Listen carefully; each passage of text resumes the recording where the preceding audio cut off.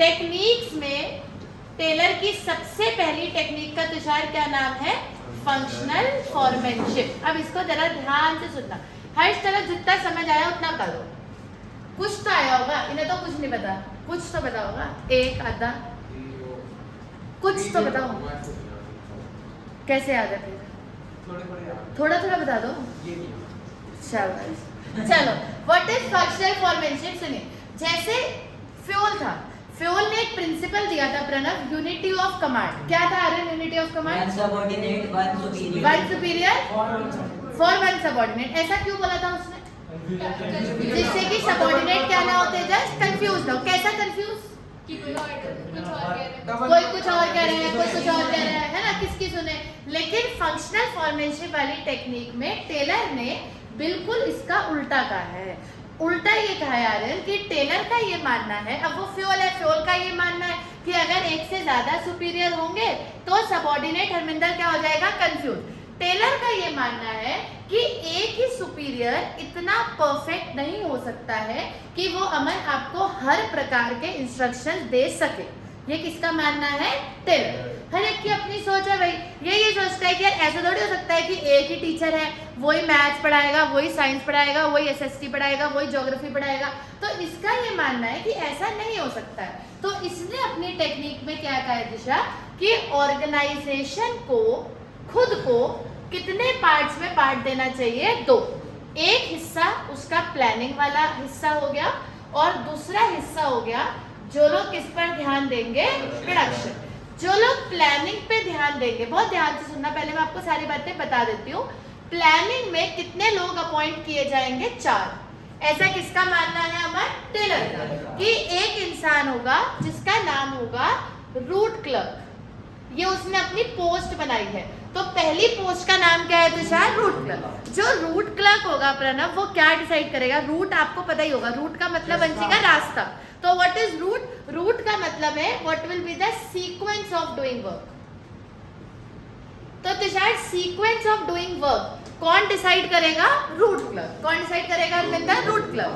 फिर दूसरा होगा जिसका नाम होगा इंस्ट्रक्शन कार्ड क्लर्क। अभी आप सुनते रहो, क्या नाम होगा आर्यन? Instruction card clerk. ये क्या डिसाइड करेगा? कुछ नहीं, ये इंस्ट्रक्शंस डिसाइड करेगा कि किसको क्या क्या इंस्ट्रक्शंस देने हैं, किसको क्या देना है, फलाना फलाना। वो कौन डिसाइड करेगा? Instruction card clerk. दीक्षा, तीसरा होगा टाइम एंड कॉस्ट क्लर्क। ये क्या काम करेगा? ये डिसाइड करेगा। अभी सब कुछ मैं बार बार एक वर्ड बोल रही हूँ, आपने सुना नहीं, कि वो डिसाइड करेगा।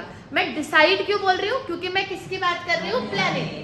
तो अभी ये चारों सिर्फ डिसाइड कर रहे हैं, कर कुछ नहीं रहे हैं, क्योंकि ये चारों मान्य किस में आते हैं? प्लानिंग में। तो जो प्लानिंग करेगा वो तो सिर्फ डिसाइड ही करेगा ना, काम को करेगा थोड़ी। तो ये क्या डिसाइड करेगा? Sequence of doing work. ये क्या डिसाइड करेगा? इंस्ट्रक्शंस। ये क्या डिसाइड करेगा कि पर यूनिट बनाने में कितना टाइम लगेगा, और दीक्षा कितनी कॉस्ट आएगी? क्या बनाने में? थोड़ा जल्दी, क्या बनाने में? पर यूनिट बनाने में कितना और कितनी कॉस्ट है? ये कौन डिसाइड करेगा? चलो बताओ। रूट क्लर्क क्या डिसाइड करेगा? Sequence of work. इंस्ट्रक्शंस कौन डिसाइड करेगा? Instruction card clerk. एक यूनिट को बनाने में कितनी टाइम आएगी, कितनी कॉस्ट आएगी अमन? ये कौन डिसाइड करेगा? Time and cost. फिर एक होगा डिसिप्लिनेरियन। ये कुछ नहीं करेगा, इसके नाम में लिखा है, ये सिर्फ ऑर्गेनाइजेशन में क्या मेंटेन करेगा? चलो एक तो यही हो गए 4, है ना? 4 तो ये हो गए। अब प्रोडक्शन में भी 4 लोग रहेंगे। सबसे पहला होगा गैंग बॉस। हाँ, ये क्या करेगा? इसका ये काम होगा हरमिंदर कि ये रॉ मटेरियल, अभी बहुत ध्यान से सुनना फिर हम बातें करेंगे। एक तो रॉ मटेरियल और दूसरा हरमिंदर क्या हो गई? मशीन। प्रोडक्शन में कुनाल 2 ही चीजें लगती है, एक तो रॉ मटेरियल लगता है और दूसरा आयरन क्या लगती है? मशीन। तो इसका तेजस क्या काम है कि तुषार ये रॉ मटेरियल और मशीन को क्या करवाएगा? अवेलेबल। क्या करवाएगा? अब मशीन है, मशीन में कभी भी कोई दिक्कत आ सकती है, दिक्कत आती है तो आप उसको क्या करते हो? ठीक को इंग्लिश में कहते हैं रिपेयर। तो दूसरा है रिपेयर बॉस। अब ये रिपेयर बॉस आयरन क्या करेगा? जो भी मशीन है ये उसका क्या चेक करेगा? रिपेयर। आपकी भाषा में मेंटेनेंस वगैरह, कि मशीन चल रही है, कोई दिक्कत तो नहीं आ रही। ऐसा ना हो कि सुबह एम्प्लॉइज काम करने आए, मशीन नहीं चल रही, तो वो चेक करने का काम हरमिंदर किसका रहेगा? रिपेयर बॉस का। तीसरा होगा बेटा जी स्पीड बॉस। अब ये स्पीड बॉस ऑब्वियसली स्पीडली कराएगा कि भाई जल्दी करो। इसका ये काम रहेगा हर्ष कि जो per unit time and cost यहाँ पर इसने डिसाइड किया था, ये उसको क्या करवाएगा, फॉलो। कि जैसे मान लो टाइम एंड कॉस्ट क्लब ने ये डिसाइड किया कि एक यूनिट 10 मिनट में बन जानी चाहिए। कितने मिनट में बन जाए? तो स्पीड बॉस का ये डंडा रहेगा कि भाई 10 मिनट में इसे बनाओ, जल्दी जल्दी करो, जल्दी जल्दी करो। तो ये काम किसका रहेगा? स्पीड बॉस का, कि जो इसका per unit time and cost है उसको क्या करवाना, फॉलो। तो ये स्पीड बॉस हो गया। और लास्ट में मान्या एक पोस्ट किसकी रखी जाएगी? इंस्पेक्टर, जो कि ऑब्वियसली सारी चीजों को क्या करेगा, चेक वगैरह करेगा भाई सब सही से हो रहा है, नहीं हो रहा। ठीक है, तो टोटल ये रायता खिला के कितनी पोस्ट बन गई? 8। इट्स गुड और इट्स बैड। इसके पॉजिटिविटी दिख रही है इसमें या नेगेटिविटी दिख रही है? दोनों दिख रही है। पॉजिटिविटी क्या है? काम बांट के हो रहा है। ठीक है, हर चीज का एक स्पेशलाइज क्या रखा गया है, बंदा रखा गया है। ठीक है, टाइमली होगा, मतलब हर बंदा अपने अपने काम पे डिसाइड। जैसे एक बंदा तो सिर्फ सीक्वेंस ही डिसाइड कर रहा है, अगर आप देखो एक बंदा तो सिर्फ इंस्ट्रक्शन ही देने का काम कर रहा है, वो तो और कुछ कर ही नहीं रहा। एक सिर्फ time and cost he decide करने के लिए रखा हुआ है मैंने। जैसे मान लो फॉर एग्जांपल मैं इतनी, मतलब मेरे पास इतना पैसा है कि मेरे घर में 4 शेफ है। एक नॉर्थ इंडियन खाना बनाता है, एक चाइनीज बनाता है, एक कॉन्टिनेंटल बनाता है, और एक वो रह गया था, तुम्हारा ध्यान खाने में बहुत है, इधर देख लो। ठीक है, एक साउथ इंडियन बनाता है। तो चारों के लिए मैंने क्या रख रखा है, अलग अलग शेफ रख रखा है।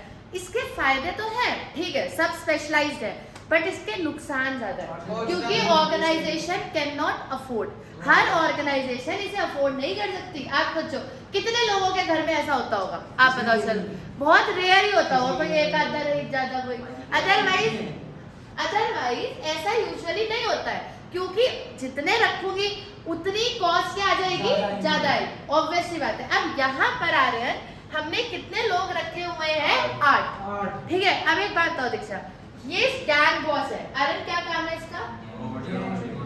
थोड़ा तेज बोल दो, देखना मतलब, हाँ मैं लगा देखेगा ही बस। ठीक है, तो अवेलेबल कराएगा। अगर बाबू कोई दिक्कत आएगी तो किसे बताएगा? तो ये काम तो ये खुद भी कर सकता है। एक बात हो, जब आप ही एक बात हो, जब आप रॉ मटेरियल और मशीन अवेलेबल कराने का काम करोगे मानिया, तो अगर कोई दिक्कत आएगी तो रिपेयर भी तो तुम खुद ही देख सको। उसके लिए अगर आपको अलग से रिपेयर कॉस्ट की कॉस्ट बेयर करनी पड़े, तो इसके लिए ऑर्गेनाइजेशन काफी बड़ी होनी चाहिए, तभी ऐसा हो सकता है। एक छोटी, मैं तो कहती हूँ अगर मान लो चलो बड़ी ऑर्गेनाइजेशन भी है, तो कोई अपने पैसे थोड़ी वेस्ट करेगा। एक ऑब्वियस ही बात है, मान लो चलो मेरे पास बहुत पैसे हैं, तो मैं उसे वेस्ट थोड़ी करूंगी कि हाँ मैं एक की नहीं मैं 2 की सैलरी दूंगी, ये क्या बात है। तो ये वाली टेक्निक के अपने फायदे हैं, बट नुकसान ज्यादा है। शायद इसीलिए इसको टेलर, जैसे ये टेलर ने दी है, तो इसीलिए शायद टेलर को फादर ऑफ मैनेजमेंट टाइम कहा गया। अब दीदी इतनी अच्छी टेक्निक तो है नहीं, तो फिर हम इसे पढ़ क्यों रहे हैं? हम इसे इसलिए पढ़ रहे हैं क्योंकि इस टेक्निक में टेलर ने किसको चैलेंज किया था? फ्योल को। इसलिए हम पढ़ रहे हैं क्योंकि ये वाली टेक्निक सीधा सीधा यूनिटी ऑफ कमांड जो किसने दिया है, अमन? फ्योल। और फ्योल को क्या कहा जाता है? Father of management. कुछ तुम भी बोल लो, फ्योल को कहा जाता है। उसको ये टेक्निक बाबू क्या कर रही है? कॉन्ट्रेडिक्ट। क्या कर रही है? बोलो बात बोलो। फ्योल ने क्या कहा था? One superior. ये टेक्निक बच्चों को इसीलिए पढ़ाई जाती है कि ये एक टेक्निक टेलर ने दी इन दी कॉन्ट्रेडिक्शन ऑफ फ्योल, पर ज्यादा सक्सेसफुल नहीं हो पाई क्योंकि वो 8 सुपीरियर बना रहा है, और वो भी छोटे छोटे काम के लिए। अब छोटे छोटे काम के लिए 8 सुपीरियर रखेंगे और 8 मिलके जब वर्कर को इंस्ट्रक्शन देंगे, तो सोचो कॉस्ट कितनी आएगी। ये 8 मिलके किसको इंस्ट्रक्शन देंगे? सबऑर्डिनेट। हाँ, हम मानते हैं कि कॉस्ट ज्यादा आएगी और स्पेशलाइजेशन भी उतना ज्यादा आएगा, बट शायद स्पेशलाइजेशन उतना नहीं आएगा जितनी क्या आ जाएगी कॉस्ट, क्योंकि मुझे कितने लोगों की सैलरी देनी पड़ेगी? 8। इसी टेक्निक का नाम क्या है? Functional formation. एक चीज मैं आपको और पढ़ा देती हूँ। अभी तक हमने प्रिंसिपल्स पढ़े और अब हम प्रणव अचानक से क्या पढ़ रहे हैं? टेक्निक। हमने first day of the class ये पढ़ा था, अगर आप में से किसी को कुछ याद हो, कि क्या फर्क होता है प्रिंसिपल में और टेक्निक में। एग्जैक्टली, ये वे ऑफ डूइंग वर्क है और वो जनरल गाइडलाइंस थी। जैसे आपने प्रिंसिपल्स पढ़े, अब तो आपने 14 के 14 पढ़ लिए, तो मैं नाम भी बोल सकती हूँ। जैसे जनरल बात है इक्विटी, कि हमें भेदभाव नहीं करना चाहिए, जनरल बात है ना। जैसे स्पिरिट डी कॉप्स, हमें टीम स्पिरिट पर विश्वास करना चाहिए और दीक्षा लड़ाई झगड़े नहीं करने चाहिए, नॉर्मल बात है। अच्छा एक बात बताओ, क्या मैं आपको ऐसा कह रही हूँ कि हर्ष आपको ये करना ही करना है, ऐसा तो नहीं कह रही ना। मैं एक जनरल क्या कर रही हूँ, प्रणव सुनना, एक जनरल क्या कर रही हूँ, बात कर रही हूँ। आपको करना है नहीं करना है ये चॉइस आपकी है। इसको क्या बोलते हैं, प्रिंसिपल्स। ये प्रिंसिपल्स होते हैं। प्रिंसिपल्स आर मान्य जनरल, कहाँ हो तुम, प्रिंसिपल्स आर बोलो, general guidelines. Principles are general guidelines. And what are techniques, techniques means way of doing. अब हम आपको काम करने के तरीके सिखाएंगे। वो था, सुनो, व्हाट इज प्रिंसिपल्स, कि क्या गलत है, क्या सही है, क्या करना चाहिए, क्या नहीं करना चाहिए। एंड व्हाट इज टेक्निक, कि अगर करना है तो कैसे करना है। क्लियर। अगर हम, जैसे आपने प्रिंसिपल पढ़ा था, नंबर 1 क्या था, पहला प्रिंसिपल ऐसे करते हैं डिवीजन ऑफ वर्क। अगर आपको काम को डिवाइड करना है तो काम ऐसे डिवाइड होगा, और वो था प्रिंसिपल कि काम को बांटना चाहिए, फुल स्टॉप। और ये है टेक्निक कि अगर काम को बांटना है तो ऐसे बांटना चाहिए। कि आपने प्लानिंग में कितनी पोस्ट बनाई, 4, प्रोडक्शन में कितनी बनाई, 4, और आपने काम को बांट दिया। इसको आप थोड़ा कम भी कर सकते हो जिससे कि आपकी कॉस्ट ज्यादा ना। क्लियर है हरमिंदर, डन, क्लियर है प्रिंसिपल्स और टेक्निक, इसे नोट करो। अगले तीज वेट सिस्टम, इसके लिए इतनी एनर्जी चाहिए जितनी अभी है, तो ध्यान से सुनना। एक एक वर्ड को पढ़ना है इसके अंदर।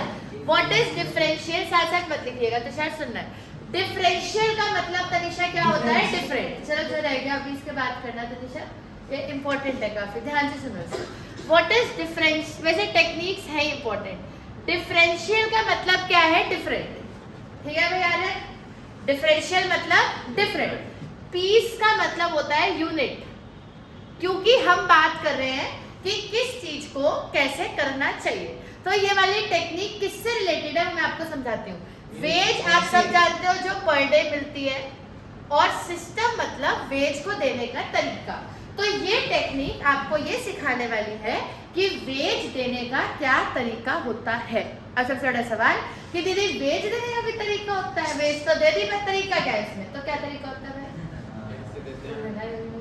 हाँ कैसे देते हैं, रिकॉर्डिंग भी चल रही है इसमें। हाँ बताओ, काम के हिसाब से कैसे, जैसे यूनिट वाइज है तो मैं कैसे, जैसे आपने बोला, चल कुणाल रेडी हो जाओ क्योंकि ये अच्छी टेक्निक है। सेटल, चल काम के हिसाब से कैसे, ये बताओ जी। किसने अगर जैसे 10 यूनिट करी, चलो आपका एग्जांपल मैं यहाँ लिख देती हूँ। मान लो कि पर यूनिट रेट है 10 रुपए, ठीक है, पर यूनिट रेट कितना है, 10 रुपए। तो आयरन जो 1 यूनिट बनाएगा उसको कितने रुपए मिलेंगे, 10 रुपए मिलेंगे। अब आप आगे कंटिन्यू करो। किसने 10 यूनिट करी प्रोड्यूस, जैसे किसी ने 10 तो यही है, चलो 12 ले लेते हैं। किसी ने कितनी यूनिट्स बनाई, 12, तो उसको 120 रुपए की वेज मिल गई। चलो काम करी तो किसी ने मान लो 6 यूनिट्स बनाई, मैंने सुनते रहेगा ध्यान से, तो उसे 60 रुपए मिलेंगे। पर रेट तो 10 का है, 10 into 6 60 होते हैं। अच्छा 60 रुपए मिलेंगे, ठीक है, मैं जो 7 रुपए मिलेंगे, हाँ ठीक है सॉरी, तो 60 मिलेंगे। और किसी ने ज्यादा बनाए 14 यूनिट, किसी ने 14 यूनिट्स बनाई तो उसको 140 रुपए मिलेंगे। डिफरेंस ही ग्रेट नहीं, ठीक है, जो ये बोल रहा है आपको समझ में आई बात दीक्षा, क्या बोला उन्होंने कि वेज पर यूनिट का रेट कितना है, 10 रुपए। किसी ने 12 बनाई तो 12 into 10 120 रुपए हो गए। किसी ने 6 बनाई भी 6 into 10 60 हो गए। किसी ने 14 बनाई तो 14 into 10 140 हो गए। तो इसमें अलग बात क्या है, ऐसा तो होता ही है। अब जैसे लोगों ने ज्यादा बनाएंगे ताकि उन्हें ज्यादा पैसे मिले, हाँ तो आगे प्रोडक्शन बढ़ेगा। हाँ आपको पता है सब, लेकिन कहीं ना कुछ मिस है दिमाग में, ठीक है। क्या मिस है मैं बताती हूँ। जैसे ये ऐसे पे कर रहे हैं, ऐसे तो बेटा जी पे करते ही है। ये तो आ रहा है ट्रेडिशनल तरीका है वेज देने का। ट्रेडिशनल तरीका मतलब पुराना, लोग ऐसे ही तो देते हैं। तो इसमें नई बात क्या है, एक अच्छा मैनेजर, एक पढ़ा लिखा मैनेजर, जैसे आप आज के नए बच्चे हो, नई पीढ़ी हो, तो इसमें नया क्या है, ऐसे तो लोग सालों से देते ही आ रहे हैं। ऐसे ही तो होता है जब पर यूनिट रेट डिसाइड होता है आ रहा है, जैसे फैक्ट्री में काम होता है, तो जो दिहाड़ी वाली लेबर आती है, मेरी बात को प्लीज एक्टिव होकर सुनिए, सब अंदर अंदर रख के सीधे बैठ के, जो 15 मिनट पढ़ने होते हैं वो अच्छे से पढ़ा करो, बस मुझे उतना ही चाहिए आपसे। तो प्रणव क्या पढ़ रहे हैं कि ये कैसा तरीका है वेज को देने का, ट्रेडिशनल पुराना तरीका है। पहले बाबा आदम के जमाने से यही होता आ रहा है, मान्य कि एक पर यूनिट रेट डिसाइड होता आ रहा है। फिर फैक्ट्री में तेजस कौन सी लेबर आती है, दिहाड़ी वाली, जिसे आप अनस्किल्ड लेबर बोलते हो। फिर वो आके सुबह मेहनत करने लग जाते हैं, शुरू करते हैं। फिर शाम को जब फैक्ट्री बंद करने का टाइम होता है तब आर्यन हम काउंट करते हैं कि उस बंदे ने कितनी यूनिट्स बनाई, फिर उसने जितनी यूनिट्स बनाई उसको हम रेट से इंटू करके उसको पैसे दे देते हैं। ऐसा तो चलता ही आ रहा है। तो इसमें टेलर ने क्या नया बताया, ये तो होता ही है। इसमें नया क्या है? नया ये है कि ऐसा करने से आर्यन कोई रिजल्ट नहीं आता है। ऐसा करने से क्या होता है, जैसे मान लो मिस्टर एक्स है, ठीक है, मिस्टर एक्स ने कितनी यूनिट्स बनाई हमारे 12, मिस्टर वाई ने अरविंदर कितनी यूनिट्स बनाई 6, और मान लिया मिस्टर जेड ने कितनी यूनिट्स बनाई 14, ठीक है। अब तीनों बाहर आए, जब बाहर आए तो उनकी कन्वर्सेशन हुई, तो कन्वर्सेशन में जेड ने कहा अरे आज तो मैंने सबसे ज्यादा पैसे कमाए। तो वाई ने कहा तो क्या हो गया, तूने यूनिट में तो सबसे ज्यादा बनाई, आज मेरा मूड नहीं था, आज ना मैं थका हूं, मैं अपना कल कर लूं, ऐसा कुछ नहीं है। तो यानी इससे क्या समझ आता है कि जिसने कम पैसे कमाए उसको कम पैसे कमाने का कोई रिग्रेट नहीं है, क्योंकि उसे पता है कि मैंने कम पैसे क्यों कमाए थे, जस्ट क्योंकि मैंने यूनिट्स क्या बनाई, कम बनाई, ठीक है। तो वो कह रहा है तो क्या हो गया, तूने यूनिट्स भी तो ज्यादा बनाई, मैंने तो 6 ही बनाई, आज मेरा मन नहीं था, आज ना मैं थका हुआ, तो आज मेरा मन नहीं। तो जब आदमी का कुछ नुकसान ही नहीं हो रहा तो वो प्रोडक्शन कैसे करेगा, जब उसका मन होगा तब तनीषा वो ज्यादा करेगा, जब उसका मन नहीं होगा वो नहीं करेगा। आप भाई 200-250 लेबर है, आप किस किस को चेक करोगे? लोग तो दिहाड़ी के मजदूर तो ऐसे ही होते हैं, जब पटाखे बनते हैं, लाइटें बनती हैं, लाखों मजदूर बैठा है, आप किसे जाके चेक करो तो तूने कितनी बनाई। हम तो बस क्या करते हैं कि जब दिन खत्म होता है हम काउंट करते हैं, भाई इतनी बनाई, ये ले वेज और चलता बंद, क्योंकि अनस्किल्ड लेबर तो ऐसे ही होती है, क्योंकि ये तो डेली वेजेस वाली लेबर है। तो आर्यन हम इन लोगों को कैसे चेक करें कि ये ज्यादा बनाए, ऐसे ना बनाए कि आज मूड है तो बना दिया, आज मूड नहीं है तो नहीं बनाया, क्योंकि वो तो मान लिया अपने मूड के हिसाब से बनाएंगे, पर मेरा तो प्रोडक्शन का लॉस हो जाएगा ना। तो मैं ऐसे लोगों को कैसे चेक कर सकती हूँ जो डेली वेज पे काम करते हैं? उसका जो तरीका है टेलर ने वो बहुत ही बढ़िया दिया है। तो वो तरीका ये है आर्यन कि आप 3 चीजें डिसाइड करो, बहुत ध्यान से मेरी बात को सुनना। सबसे पहली चीज that is Kunal, standard number of units. क्या मतलब है तुषार इसका, स्टैंडर्ड नंबर ऑफ यूनिट्स, कितनी यूनिट्स बनानी है। मतलब आज अगर आप आए हो तो इतना तो स्टैंडर्ड है, ये तो आपको बनाना ही बनाना, क्लियर है? जैसे अगर आज मैं दिहाड़ी की लेबर आई है तो मैंने उसे कितने का टारगेट दे दिया, मान लो 200 यूनिट्स का, तो 200 यूनिट्स तो तुम्हें आज की डेट में कुणाल बना के ही जानी है।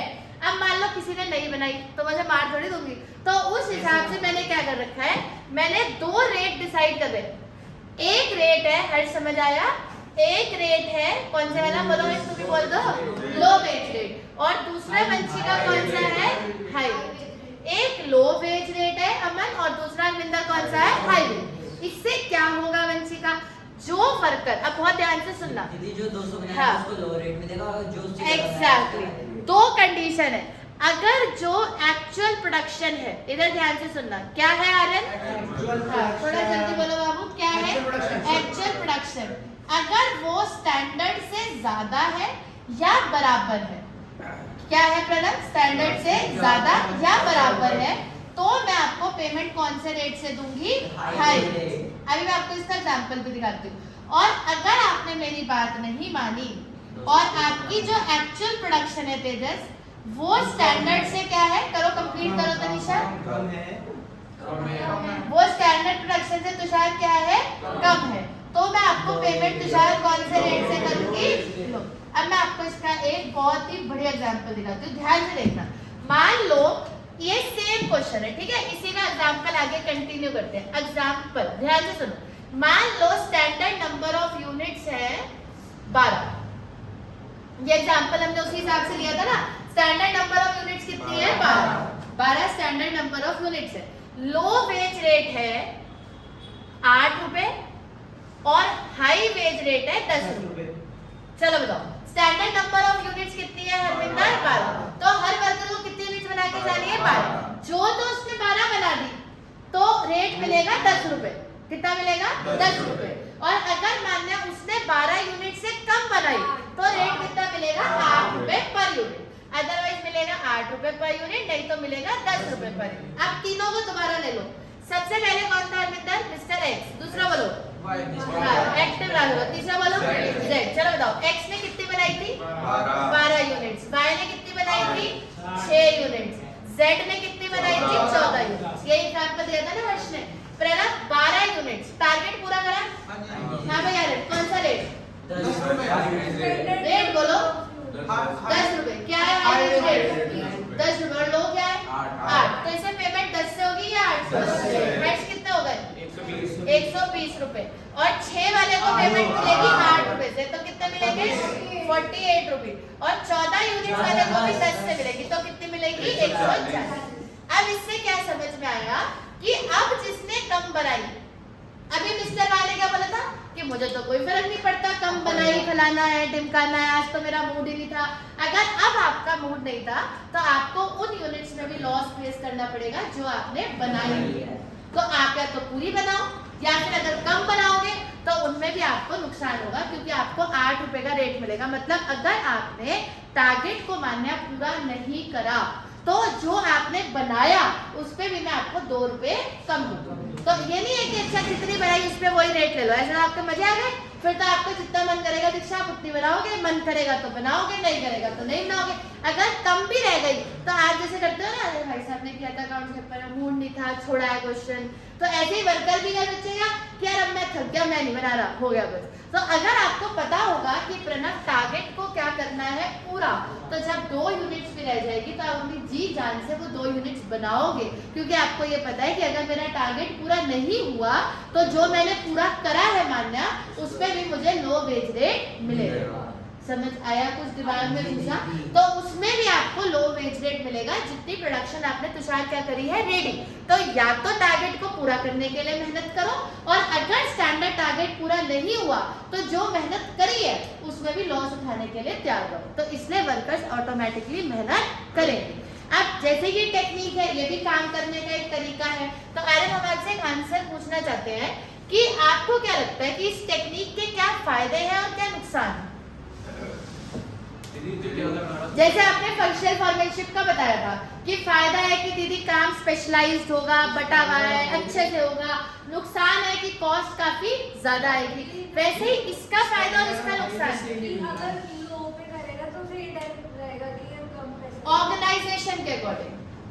अगर आप मैनेजर हो और आप ये टेक्निक लगाते हो तो आपको क्या फायदा है ये टेक्निक लगाने का और क्या नुकसान? फायदा हो गया ये तो कि आपकी लेबर अच्छे से काम करेगी, कॉस्ट कम आएगी, सब फायदे। नुकसान क्या हो? फायदे तो बहुत सारे हैं। लोग ज्यादा बनाने के लिए सोचेंगे कि पैसे उनको तो नहीं मिल रहे। ज्यादा तो बनाने से ज्यादा मिलता है, 140 में इसको 120 में बराबर है ना, उसमें भी 10 लोग स्टैंडर्ड ही बनाएंगे। ठीक है, स्टैंडर्ड ही बनाएंगे। चलो, और स्टैंडर्ड तो ऑटोमेटिकली हाई होगा, उतना भी बना दे तो चलेगा। और क्या नुकसान है? सब वर्कर्स कम भी होते जाएंगे जब उनको कम वेजेस मिलेगी तो। वो तो आपके काम के ऊपर है। और वैसे भी इंडिया तो बेरोजगारी में सबसे ऊपर है, यहाँ तो दिहाड़ी वाली लेबर कभी कम होने वाली है नहीं। और आ रहे हैं सीधे बैठे आ रहे हैं, बताइए। अरे चलो बताओ, अगर मैं आपको ये बोलूं कि आपको 10 कोल्ड ड्रिंक की बोतल फिल करनी है, ठीक है, और ये टाइम है आपके पास और 10 फिल करनी है, मान लो आपने 9 कर दी, ठीक है, अब आपकी 10वीं रह गई है और टाइम होने वाला है खत्म, तो आप क्या करोगे? आप फटाफट से उसको भरोगे। आप ये भी नहीं सोचोगे कि कितने नीचे गिर रही है, कितनी भर रही है, क्या जा रहा है। तो जब यूनिट्स का टारगेट होता है और आप किसी टारगेट के पीछे भाग रहे होते हो, एग्जैक्टली वो आप करोगे ही करोगे, क्योंकि आपका ध्यान वेस्टेज कम करने पे नहीं है, आपका ध्यान किस चीज पे है? सिर्फ बनाने पे। क्योंकि आपका ध्यान है कि मैं बन जाए, क्योंकि अगर मेरा टारगेट पूरा नहीं हुआ तो मुझे वेज क्या मिलेगा? कम मिलेगा। तो इस टेक्निक का सबसे बड़ा डिसएडवांटेज यही है, मैं भी बताती हूँ कैसे लिखना है। इस टेक्निक का सबसे बड़ा डिसएडवांटेज ये है, that is wastage of resource. Resource तो वेस्ट होगा, बट फायदा भी है, जैसा कि आपने बोला कि वर्कर्स खुद ब खुद क्या रहेंगे हरविंदर? मोटिवेट। वर्कर्स क्या रहेंगे? लेकिन हर चीज का दुनिया में फायदा होता है तो नुकसान भी होता है, ये हमेशा याद रखिएगा। क्लियर है हरविंदर? तो सबसे पहले अब इधर कॉन्सेंट्रेट करो, क्या लिखोगे? मानिए सबसे पहले कॉपी में डिफरेंट यूनिट पर वेजेस। 3 चीजें डिसाइड होती हैं, बोलो क्या क्या? Standard number of units, low wage rate, high wage rate. फिर एक्चुअल अगर स्टैंडर्ड से ज्यादा है तो हाई, बराबर है तो भी हाई, और अगर कम है तो क्या मिलेगा, लो। फिर ये वाला एग्जाम्पल नोट करोगे, इसके आगे लिखोगे कि ये ट्रेडिशनल तरीका है वेज को देने का। आर्यन कौन सा तरीका है, ट्रेडिशनल वे। फिर ये वाला एग्जाम्पल नोट करोगे और लिखोगे कि ये कौन सा वे है, मॉडर्न। इस तरीके से आपको कॉपी में नोट करिए जल्दी से। और इस टेक्निक का नाम क्या है Pranav, differential piece wage system. कौन सी दो टेक्निक शिक्षा अभी तक हमने पढ़ी, एक तो फंक्शनल फॉर्मेटशिप और दूसरी आ है डिफरेंशियल पीस वेज सिस्टम। बोलो हर्ष दोनों नाम, पहली वाली का फंक्शनल फॉर्मेशन और इसका different piece wage system, differential piece wage system करेगा।